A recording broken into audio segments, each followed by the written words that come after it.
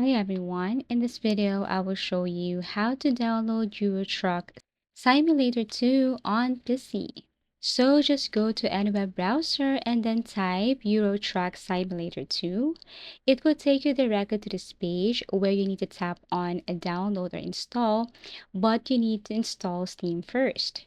So if you tap this one right here, it will take you directly to the Steam website or homepage, and all you have to do is look for the install button. Never mind the price of the game. Just tap on install Steam right here. Now click go to downloads and run this as administrator.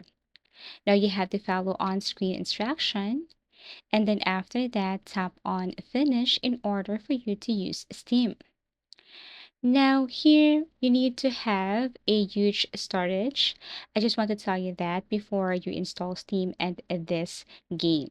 So once Steam is installed, just log in and then search for Euro Truck, and you will see this one right here where you can tap on download. But this one is for Euro Truck Simulator 2 demo.